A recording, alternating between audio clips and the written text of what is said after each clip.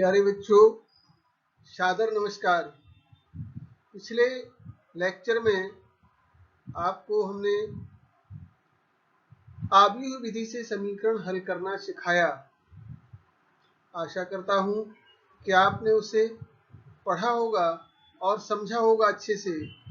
साथ ही उसमें दिए गए अभ्यास प्रश्नों को भी करने का प्रयास किया होगा, क्योंकि इस समय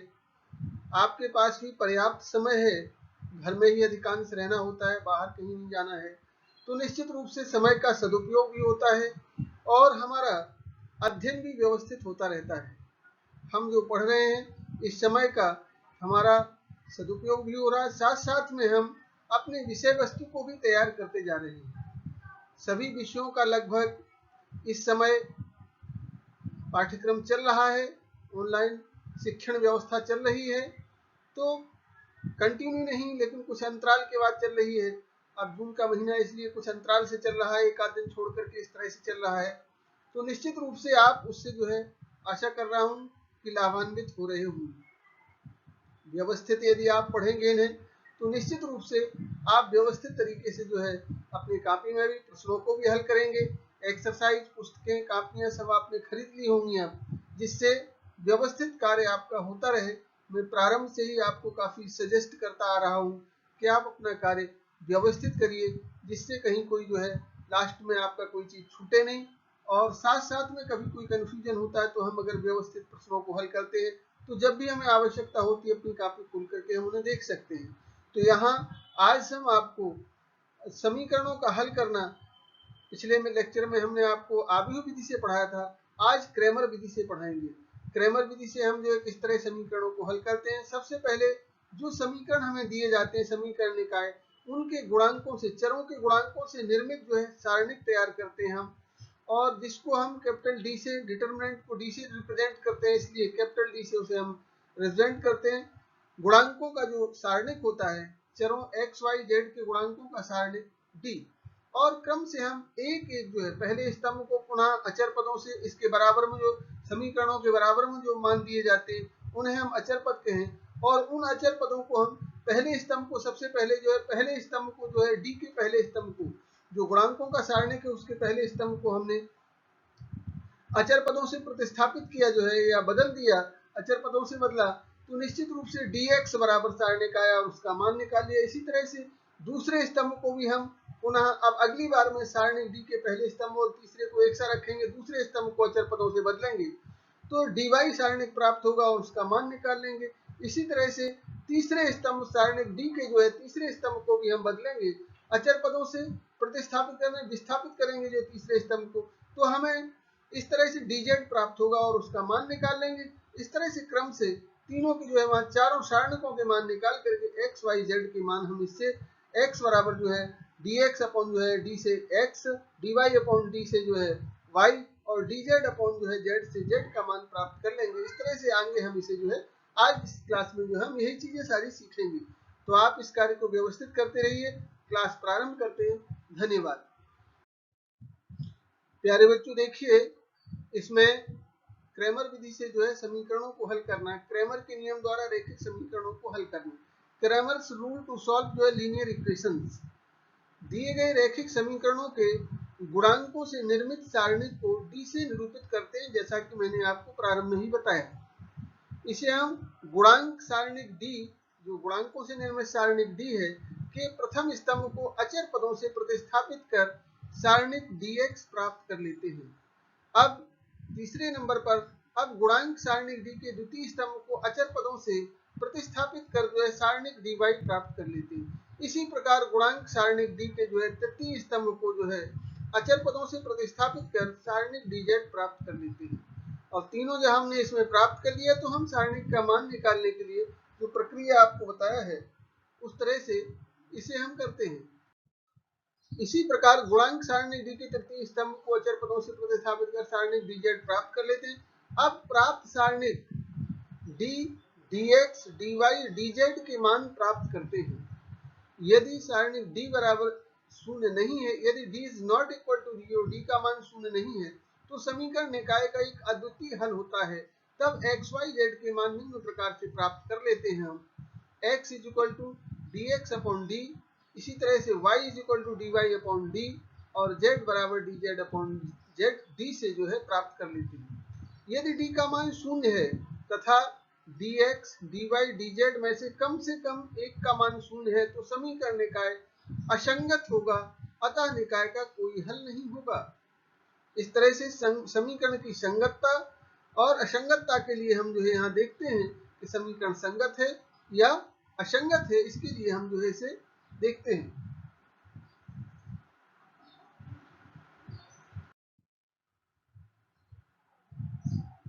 यदि d बराबर 0 हो सातवें पे तथा dx बराबर dy बराबर dz बराबर 0 है तो समीकरण निकाय के अनंत हल भी हो सकते हैं तथा यह भी संभव है कि कोई भी हल ना हो। दो राशियों के निकाय के हल के लिए यहाँ हम दो अज्ञात राशियों के नंबर 1 में यहाँ हम दो अज्ञात राशियों के निकाय को हल करने के लिए d dx एवं dy ज्ञात करते हैं। यदि d is not equal to 0 तब समीकरण निकाय का एक अद्वितीय हल होगा। इसे निम्न प्रकार से प्राप्त कर सकते हैं, x is equal to dx upon d, y is equal to dy upon d से। अब तीसरे स्टेप में हम देखते हैं, अब यदि d इज इक्वल टू 0 तथा dx तथा dy is not equal to 0, d का मान तो शून्य है लेकिन dx और dy के मान शून्य नहीं है, तो समीकरण निकाय असंगत होगा, अतः कोई हल नहीं होगा। यदि d is equal to dx is equal to dy तो समीकरण निकाय के अनंत अनेक हल होंगे। यदि इसका मान जो है d और dx और dy तीनों जो है आपस में बराबर है तो समीकरण निकाय के अनंत अनेक हल होंगे। प्रश्न 1 बच्चों देखिए स्क्रीन पर है, निम्न समीकरण को क्रैमर विधि से हल कीजिए। x plus 2y is equal to 2, 2x plus 3y is equal to 3। अब दिए हुए समीकरणों के गुणांकों से निर्मित सारणिक d बराबर, इसमें पहले में 1 है गुणांक x का, दूसरे में जो है पहले में 1 है, y का गुणांक 2 है तो 1 और 2 पहली पंक्ति, दूसरे समीकरण में x का गुणांक 2 है, y का 3 है, दूसरी पंक्ति सारणिक की 2 3 होगी। इस तरह से सारणिक का मान d बराबर जो है 3 गुणे 1 या 1 गुणे 3 ऋण 2 गुणे 4, 2 गुणे 2 बराबर जो है 2 गुणे 2 जो है 4 हुआ, 2 गुणे 2 बराबर जो है 4 हो गया, 3 में से 4 घटाया तो हमने यहाँ ऋण 1 आ गया। और d के C1 को अचर पदों से प्रतिस्थापित करने पर प्राप्त सारणिक, इसमें सारणिक का मान dx बराबर, अब हमने यहाँ x के पहले स्तंभ को अचर पदों 2 3 से प्रतिस्थापित कर दिया, तो पहले स्तंभ में 1 2 की जगह 2 3 रखा अचर पद और दूसरा भी 2 3 है, तो dx का मान बराबर में यहाँ निकाला 2 गुणे 3 3 गुणे 2 बराबर 6 ऋण 6 बराबर 0 हो गया, तो dx का मान 0 आया। तो d के C2 को जो है सारणिक d के जो है C2 को अचर पदों से प्रतिस्थापित करने पर प्राप्त सारणिक dy बराबर, तो dy बराबर जो हमने यहाँ दूसरे उसको जो है इससे प्रतिस्थापित किया, तो प्रतिस्थापित करने पर 2 3 है, यहाँ भी 2 3 ही है तो कोई अंतर नहीं आया, वही रहा जो सारणिक d था वही बना रहा, क्योंकि d और dy में जो है कोई अंतर नहीं आया, क्योंकि 2 3 यहाँ अचर पद भी है और 2 3 जो है इसमें थे पहले से ही, तो भी 1 गुणे 3 जो है ऋण 2 गुणे 2 बराबर 3 ऋण 1 बराबर 3 ऋण 4 बराबर जो है ऋण का 1 हो गया। अतः x बराबर, अब हम x का मान निकालते हैं, तो x का मान निकालने के लिए dx अपॉन d से 0 अपॉन -1 इज इक्वल टू 0 तथा y is equal to dy upon d, तो dy अपॉन d ऋण 1 बटे ऋण 1 बराबर जो है 1 हो गया, तो अतः x बराबर 0 और y बराबर 1, इसके ये दो मान हमें प्राप्त हो गए। प्यारे बच्चों देखिए क्वेश्चन नंबर 2, प्रश्न संख्या 2, निम्न समीकरणों को क्रैमर विधि से हल कीजिए। क्रैमर विधि से हल करना है, x minus 2y plus 3z is equal to 11, 3x plus y minus z is equal to 2 और 5x plus 3y plus 2z is equal to 3। हल में हमने दिए गए समीकरणों के दिए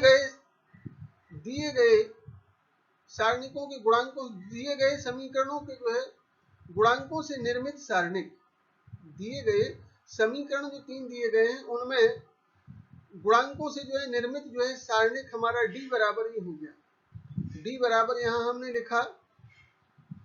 पहले में 1 ऋण 2 3 है,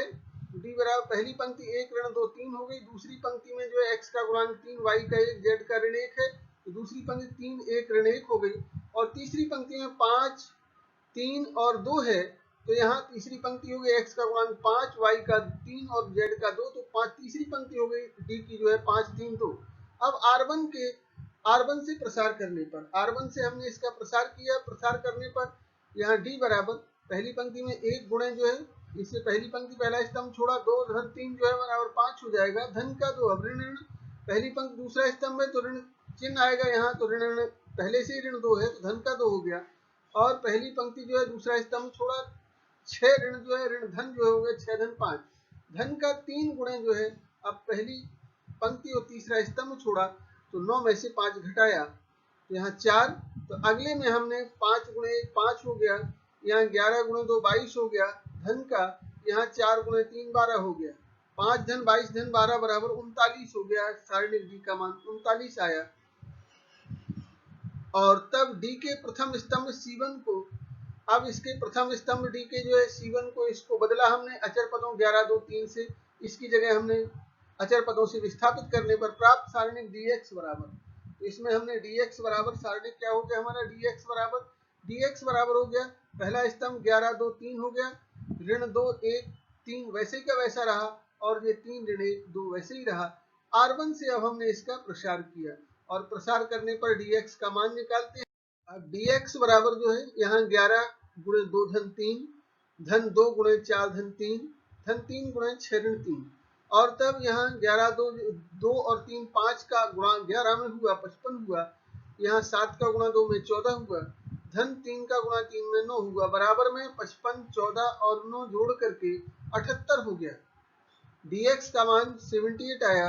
और d के द्वितीय स्तंभ C2 को जो है अचर पदों से विस्थापित करने पर, अब हम इसके दूसरे स्तंभ को अचर पदों 11 2 3 से विस्थापित कर प्राप्त सारणिक dy बराबर, dy में पहली स्तंभ जो 1 3 5 है, दूसरे स्तंभ में बदल के 11 2 3 कर दिया, तीसरा स्तंभ 3 ऋण 1 2, डी का वैसे ही का वैसा रहा। तो R1 से प्रसार करने पर dy बराबर जो 1 इंटू जो है, अब पहली पंक्ति 4 धन 3 जो है,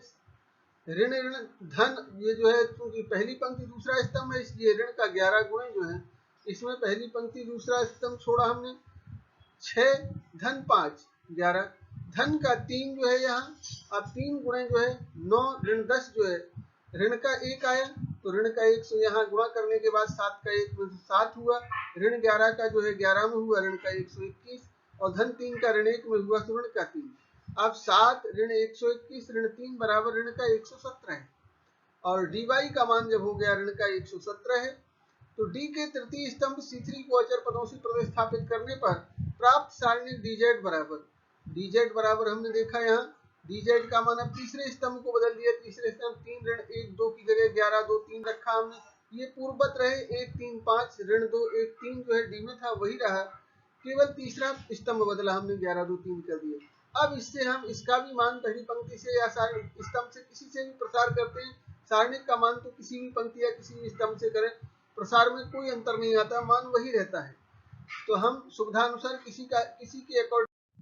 R1 से प्रसार करने पर dz बराबर जो है 1 गुणे 3 ऋण जो है 6 धन 2 गुणे 9 ऋण 10 धन 11 गुणे 9 ऋण 5, और ऋण 3 का 1 में गुणा ऋण 3 हो गया, 2 का जो है ऋण 1 में हुआ ऋण 2, और 11 का जो है 4 में हुआ 44 धन का हो गया, 44 में से 5 घटाया 39 हो गया, dz का मान आ गया जो है 39। अब हमें x y z के मान चाहिए, तो x बराबर पुनः dx अपॉन जो है d, अर्थात 78/39 बराबर 2, 39 से 78 में भाग दिया 2 बार गया। इसी तरह से y का मान निकालने के लिए y बराबर dy में d का भाग दिया, तो ऋण 117 में 39 का भाग ऋण 3 बार गया, तो y का मान ऋण 3 हो गया, और z का मान z बराबर जो है इसी तरह से dz अपॉन d, अर्थात 39/39 बराबर जो है 1 हो गया। अतः x बराबर 2, y बराबर ऋण 3 तथा z बराबर 1, ये हमारे जो है उत्तर हो गए समीकरण जो है निकाय प्रश्न संख्या 2 का हल x बराबर 2, y बराबर ऋण 3 और z बराबर 1 हो गया। इस तरह से अब प्रश्न क्रमांक 3 पर निम्न समीकरणों को जो है क्रैमर विधि से हल करना है। प्रश्न संख्या 3 है, तो यहाँ दिए गए ये भी 2 जो है चरों पर आधारित समीकरण है, 4x ऋण 3y बराबर 3 एवं 3x ऋण 5y बराबर 7, इसे हमें क्रैमर विधि से हल करना है। तो क्रैमर विधि से हल करने के लिए हम सबसे पहले इनके जो है गुणांकों का सारणिक बनाएंगे, जो है 4 के x y के गुणांकों से सारणिक बनाएंगे और गुणांक सारणिक जिसे हम d से प्रदर्शित करेंगे। उपर्युक्त समीकरणों के गुणांकों से निर्मित सारणिक जो है d बराबर, अब है पहले में जो हमने देखा 4 था, x का गुणांक y का ऋण 3 था, दूसरे में x का गुणांक 3 था, y का गुणांक ऋण 5 था। इस तरह से ये सारणिक बना। अब d का मान इसका इसमें गुणा ऋण इसका इसमें गुणा, 4 गुणे ऋण 5 ऋण 3 गुणे ऋण 3, ऋण 3 का ऋण 3 में गुणा हुआ धन का 9 हो गया, और ऋण 5 का 4 में ऋण का 20 धन का 9 बराबर ऋण का 11 हो गया, और d का मान तब आ गया ऋण का 11। तो हम d के प्रथम स्तंभ, अब यहाँ पुनः वही प्रक्रिया, प्रथम स्तंभ को d के को हमने जो है प्रथम स्तंभ C1 को अचर पदों से विस्थापित करने पर प्राप्त सारणिक, पहले 4 3 को हमने अचर पद जो इसके दिए गए थे 3 7, इनमें जो है बराबर में 3 7 था जो है, तो हमने dx प्राप्त करने के लिए dx बराबर लिखा। यहाँ पहले स्तंभ में 3 7 4 3 की जगह 3 7 रखा, और ऋण 3 ऋण 5 वैसे के वैसे रखा। अब dx का मान इसका इसमें गुणा ऋण इसका इसमें गुणा करके 3 गुणे ऋण 5 ऋण 7 गुणे ऋण 3, और तब ऋण का 15 धन का 21 बराबर धन का 6, dx का मान 6 आ गया। d के द्वितीय स्तंभ जो है C2 को अचर पदों से विस्थापित करने पर प्राप्त सारणिक जो है, इसमें हम अब दूसरे स्तंभ को हम जो है किससे अचर पदों से विस्थापित करते हैं, तो dy लिखते हैं। dy बराबर, पहले को तो हमने 4 3 वैसे ही रखा, दूसरे ऋण 3 ऋण 5 की जगह हमने ये बदल दिया 3 7 रख दिया है, 3 7 रखा, इसको dy बराबर लिखा, इसका मान निकाला, हल करने में 4 का 7 में गुणा किया, 4 गुणे 7 ऋण 3 का 3 में, तो 28 में से 9 घटाया 28 ऋण 9 बराबर जो है 19, और तब इस तरह से जो है dy का मान 19 आ गया। अतः हमें अब x का मान निकालना है, तो x बराबर, सूत्र हम जानते हैं dx में सारणिक जो है d का भाग देने से, dx के मान में d से भाग देने पर 6 बटे ऋण का 11 बराबर ऋण का 6 बटे 11। इसी तरह से अब हमने y का मान निकालने के लिए y बराबर dy में जो है d से भाग दिया, dy के मान में d से भाग दिया, तो 19 बटे जो है यहाँ 19 है dy का मान, क्योंकि dy बराबर जो है 19 निकाला, और d का मान जो है ऋण का 11 है, d बराबर ऋण 11 है, तो 19 बटे ऋण 11 बराबर ऋण का 19 बटे 11, अर्थात y का मान ऋण 19 बटे 11, x बराबर ऋण 6 बटे 11, y बराबर ऋण का 19 बटे 11। इस तरह से x और y के मान हमें प्राप्त हो गए। अब प्रश्न संख्या 4 देखिए बच्चों, निम्नलिखित समीकरणों को क्रैमर विधि द्वारा हल कीजिए।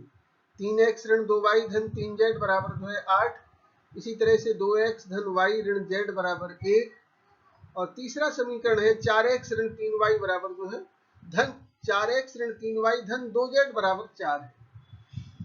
हल में हमने दिए गए उपर्युक्त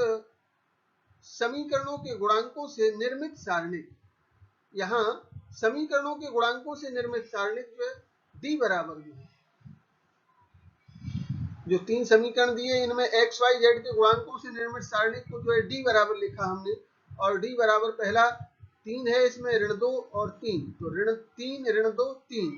दूसरे में x का गुणांक 2 y का 1 z का ऋण 1, 2 1 ऋण 1 हो गया दूसरी पंक्ति। इसी तरह से तीसरी पंक्ति, तीसरे समीकरण से x का गुणांक 4 y का ऋण 3 और z का 2, 4 ऋण 3 2, तो ये तीसरी पंक्ति हो गई d की। अब हम d का मान निकालते, d बराबर जो है पहली पंक्ति के अकॉर्डिंग जो है एक्सपेंशन करने पर, तो 3 इंटू जो है पहली पंक्ति पहला स्तंभ छोड़ा 2 ऋण 3 धन, अब ऋण धन आएगा क्योंकि यहाँ पहली पंक्ति दूसरा स्तंभ है, धन का चिन्ह ऋण चिन्ह आएगा, तो ऋण पहले से ही ऋण 2 है तो ऋण धन हो गया, और पहली पंक्ति दूसरा स्तंभ छोड़ा जो है 4 धन 4 8 हो गया, धन 3, अब इसमें जो है पहली पंक्ति और तीसरा स्तंभ छोड़ा, तो इसका इसमें गुणा ऋण इसका इसमें 3 गुणे ऋण 6 ऋण का 4, 3 गुणे ऋण 6 ऋण 4, तो बराबर में क्या हुआ, ऋण 1 का 3 में हुआ ऋण 3 हो गया, 8 का 2 में हुआ धन का 16, और 3 का ऋण 10 में गुणा हुआ तो ऋण का 30, तो ऋण का 30 और 3 ऋण का 33 में से जो है 16 घटा धन का चला गया, सो ऋण का 17, तो यहाँ सारणिक d का मान हो गया ऋण का 17।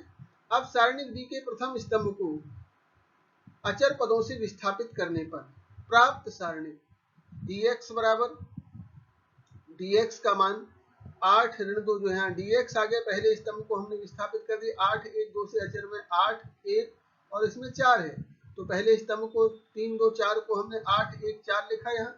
दूसरे को तीसरे को वैसे ही रखा, ऋण 2 1 ऋण 3 जो है 3 ऋण 1 2। अब इसका हम मान निकाल लेते dx का, बराबर में पहली पंक्ति से एक्सपेंशन किया हमने, प्रसार किया, 8 गुणे जो है 2 ऋण 3, 8 गुणे 2 ऋण 3, धन 2 गुणे जो है धन 2 गुणे ऋण धन आ गया 2, क्योंकि पहली पंक्ति दूसरा स्तंभ में धन चिन्ह आएगा, ऋण 2 ऋण का ऋण 2 में गुणा हुआ धन का 2 हो गया, और पहली पंक्ति जो है दूसरा स्तंभ छोड़ा 2 धन 4 6 हो गया, धन का 3 लास्ट में जो है इसका, इसमें ऋण 3 और ऋण 4, तो ऋण का 7 हो गया, इसमें 3 में गुणा होगा, और ऋण 8 धन का 12 ऋण का 21, 12 और 21 जो है 21 धन का 12 ऋण का 8 और ऋण का 21 मिलकर के ऋण का 29 में से जो है 12 घट गए तो ऋण का 17 आ गया। इस तरह से dx का मान ऋण 17 आया। सारणिक d के द्वितीय स्तंभ जो है C2 को जो है अचर पदों से विस्थापित करने पर प्राप्त सारणिक, इसके अचर पदों को हमने जो विस्थापित किया तो प्राप्त सारणिक जो है इसमें dy मिलेगा, अगले में हम जो ऐसे करेंगे, और dy, हाँ बच्चों, अब तो dy बराबर जो है यहाँ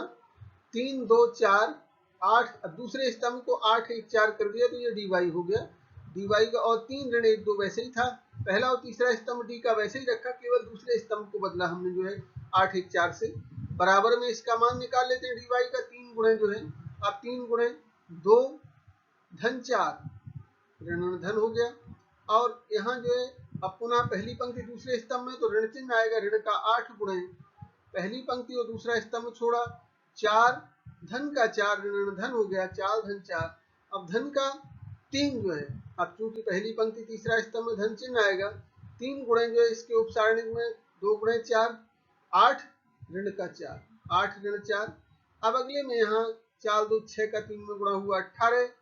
ऋण का 8 का धन 8 में गुणा हुआ ऋण का 64, और 3 का धन 4 में हुआ 12, 12 और 18 30 हो गया, ऋण जो है 34 ऋण 64 धन का 30 बराबर ऋण का 34 आ गया, और dy का मान इस तरह से ऋण का 34 प्राप्त हुआ। अब सारणिक d के तृतीय स्तंभ C3 को जो है अचर पदों से विस्थापित करने पर प्राप्त जो है सारणिक dz बराबर, अब हमने इसके तीसरे स्तंभ को, जहाँ तीसरा था तीसरे स्तंभ को बदला 8 1 4 कर दिया तीसरे स्तंभ पे, पहले दूसरे स्तंभ ऐसे ही जैसे डी के रहे 3 2 4 ऋण 2 1 ऋण 3, और तीसरे स्तंभ में जो दिया गया था 3 ऋण 1 2 था उसको हमने 8 1 4 से प्रतिस्थापित कर दिया, और अब इसका dz का मान निकालते हैं, 3 गुणे पहली पंक्ति से 3 गुणे 4 धन 3 ऋण धन का 2 हो गया, पहली पंक्ति दूसरा स्तंभ धन का 2, और 2 गुणे जो है यहाँ 8 ऋण 4,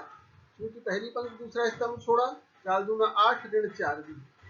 धन का 8 जो है, अब पहली पंक्ति तीसरा स्तंभ धन चिन्ह आएगा, और इसका इसमें ऋण का 6 ऋण का 4 ऋण 6 ऋण 4 जो है, इस तरह से 21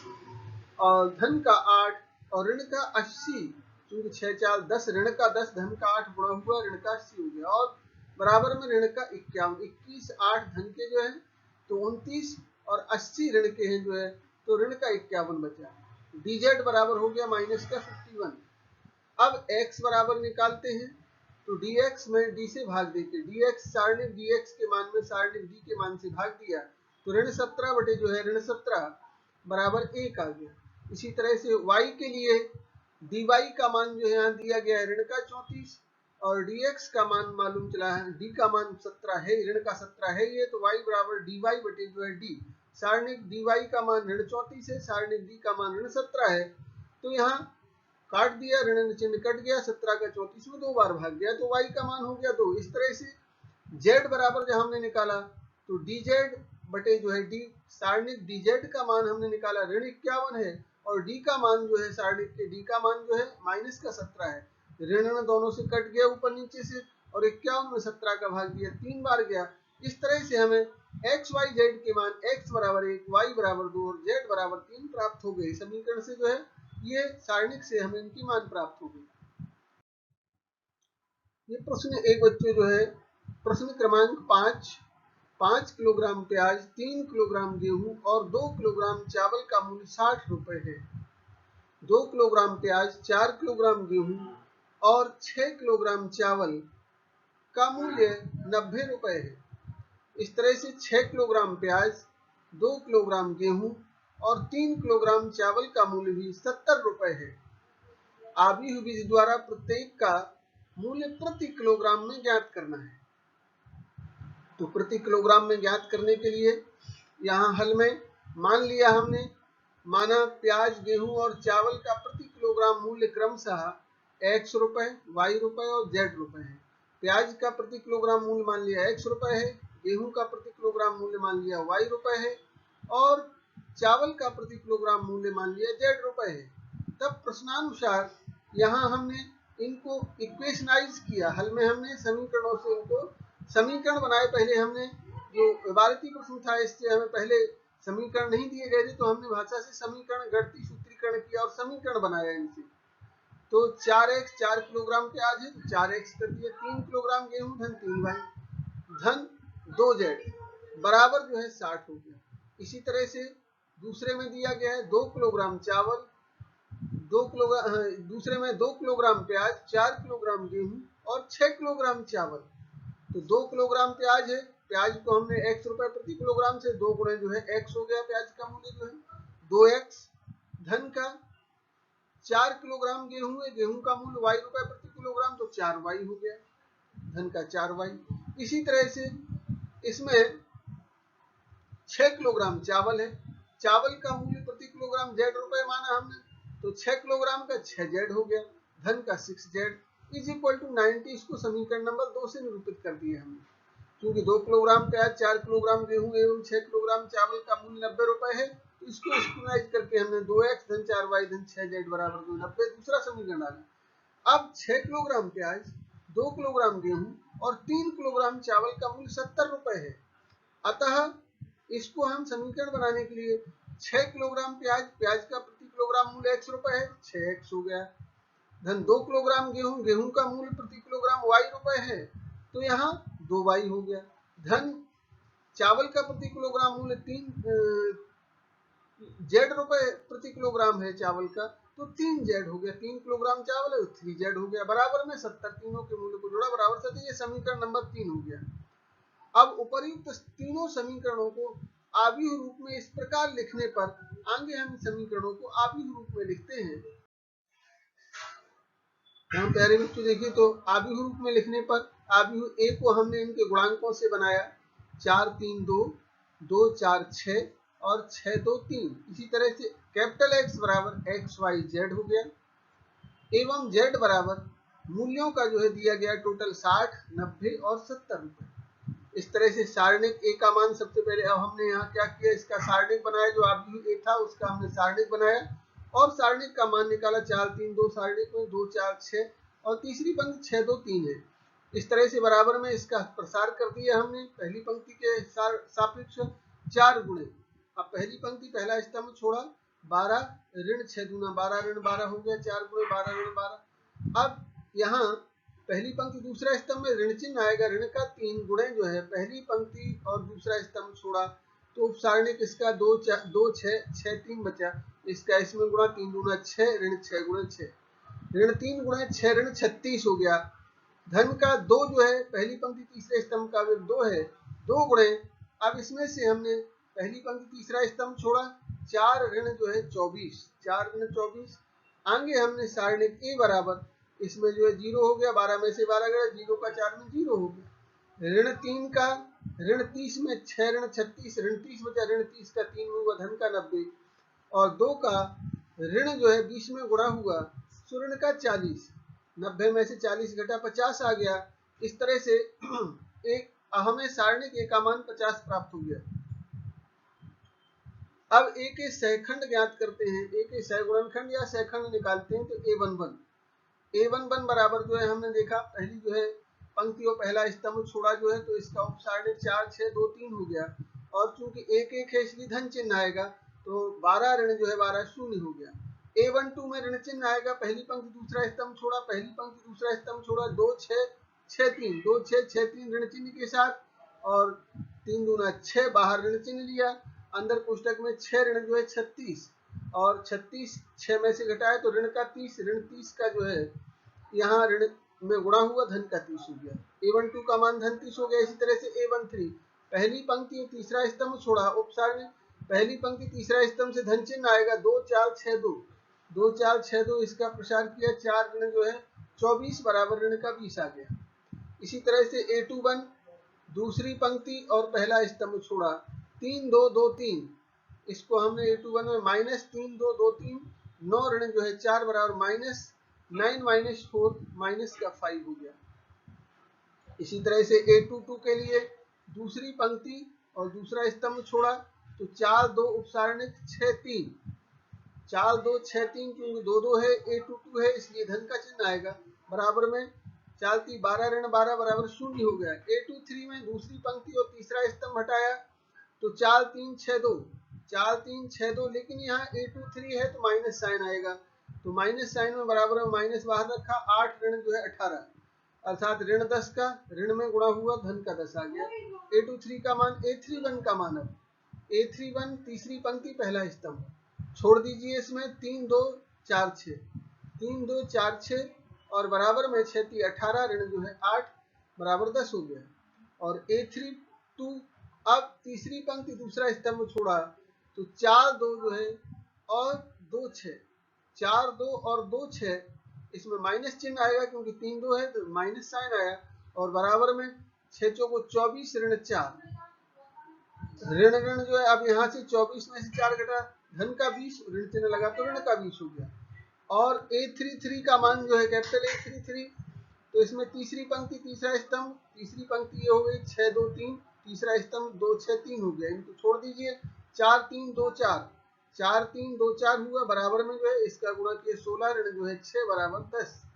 इसका मान हो गया A3। अब A के सहगुणनखंडों से निर्मित आव्यूह, A के सहगुणनखंडों से निर्मित आव्यूह C बराबर ज्ञात किया हमने, A11 A12 A13, तो 0 30 और ऋण का जो है आपका 20। इसी तरह से A21 A22 A23 जो है ऋण का 5 0 और 10, ऋण का 5 0 10। इसी तरह से A31 A32 और A33 यहाँ 10 ऋण 20 10, 10 ऋण 20 10, ये हो गया तीसरी जो है पंक्ति हो गई इसकी आव्यूह की। इस तरह से ये सहगुणनखंडों से निर्मित आव्यूह प्राप्त हो गया। एडजॉइंट A बराबर C का परिवर्त, C का परिवर्त जो है यहाँ हमने C का परिवर्त बराबर जो है यहाँ लिखा हमने,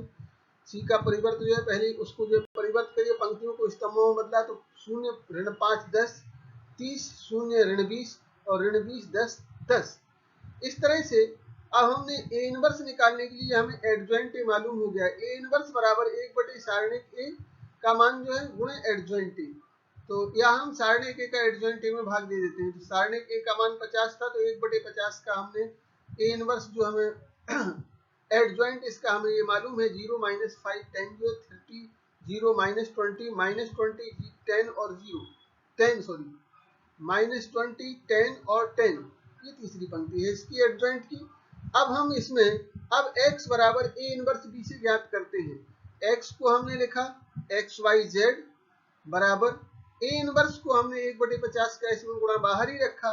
केवल इसी को वैसे के वैसे लिख दिया, 0 ऋण 5 10 30 0 ऋण 20 और ऋण 20 10 और 10। इसमें हमने सारणिक B का जो है इसमें आव्यूह B से गुणा किया, B है हमारा 60 90 और 70, तो पहली पंक्ति का इसमें स्तंभ में गुणा करके यहाँ लिखेंगे बराबर 1/50 बाहर ही रखा हमने, और 0 का 60 में हुआ 0 0 ही रहा, ऋण 5 का 90 में हुआ, ऋण का 450 हो गया, और 10 का 70 में हुआ, धन का 700 हो गया। इस तरह से अब दूसरी पंक्ति का फिर इसमें हमने किया, 30 का गुणा 60 में किया 1800 हो गया, 0 का 90 में 0 हो गया, ऋण 20 का जो है 70 में ऋण का 1400 हो गया। इसी तरह से ऋण 20 10 का गुणा जो है 60 90 70 में किया, ऋण 20 का 60 में हुआ, ऋण का 1200 1200, और 10 का 90 में हुआ तो 900 धन का, और 10 का 70 में हुआ, धन का 700। अब हमने जोड़ा यहाँ 700 ऋण 450 धन 0, अर्थात 700 में से 450 घटा, कितना बचा 250, 1/50 बाहर लिखा हमने इसमें, अंदर 250, 1800 में से 1400 घटा, 1800 में 1400 घटाया 400 बचा, तो ये 400 हो गया। यहाँ 900 और 700 मिलकर के 1600 में से 1200 घटाया हमने तो 400 बचा, और अब हम इसमें 50 का भाग दे देते हैं, एक्स वाई जेड बराबर, क्योंकि यहाँ एक्स वाई जेड 1/50 है, 1/50 का गुणा करते हैं सभी में, या 50 का सभी में हम भाग देते हैं। तो 1/50 का गुणा 250 में किया तो 5 आया, और 400 में 1/50 का गुणा किया तो 8 आया, 400 में 1/50 का तो 8 आया, 5 8 8। तो इस तरह से x का मान 5, y का मान 8 और z का मान भी 8 हो गया। अतः x जो है हमें दिया गया है प्याज का मूल्य, तो x बराबर 5, प्याज का मूल्य 5 रुपए प्रति किलो हो गया, y का मान 8 हो गया, z का मान 8 हो गया। अतः अब प्याज का प्रति किलोग्राम मूल्य जो है x बराबर 5 रुपए, गेहूं का प्रति किलोग्राम मूल्य जो है y बराबर 8 रुपए, और चावल का प्रति किलोग्राम मूल्य बराबर जो है z बराबर जो है 8 रुपए। इस तरह से सभी का हमें प्रति किलोग्राम मूल्य जो है ज्ञात हो गया। इससे हम आगे विधि से जो है, अगर इस तरह के समीकरण दिए जाते, इबारती प्रश्न होता, तो सबसे पहले हम उसका सूत्रीकरण करके जो है समीकरण में रूपांतरित करते, समीकरण बनाते, फिर समीकरण बना के जो है आगे विधि से उन्हें, या क्रैमर विधि से, जिससे भी हल करना चाहें दोनों से ही हल कर सकते हैं। अब प्यारे बच्चों, इसमें आपको अभ्यास प्रश्न जो है दिए जा रहे हैं, इनमें अभ्यास प्रश्नों को आपको जो है हल करना है। 5 अभ्यास प्रश्न दिए गए हैं, इन्हें सभी को जो है क्रैमर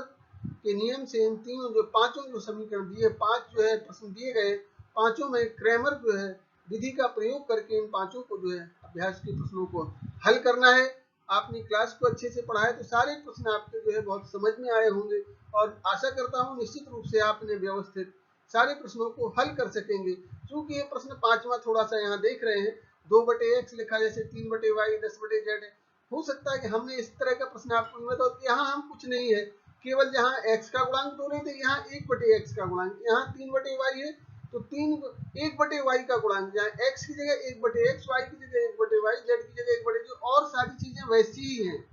कोई अंतर नहीं। यहाँ 6x का गुणांक होता तो यहाँ 1/x का गुणांक है, ये 1/y का गुणांक 9 है, यहाँ 1/z का गुणांक 20 है। सारा काम हमें वैसे ही बनाना है, x की जगह 1/x प्रयोग करना है, और सुविधा के लिए अगर आप चाहें तो 1/x को हम यहाँ x1 लिख सकते हैं, 1/y को जो हम y1 लिख सकते हैं, 1/z को हम z1 भी लिख सकते हैं। तो यहाँ सीधा 2x1 3y1 10z1, ऐसे ही यहाँ 4x1 -6y1 और 5z1, यहाँ 6x1 9y1 और -20z1 बन जाएगा। तो फिर तो आप साधारण से जैसे उसमें करते हैं वैसे इसे भी आप हल कर सकेंगे आसानी से, और क्रैमर विधि के नियम से या क्रैमर नियम से इनको हल करेंगे। सारा कार्य व्यवस्थित करिए,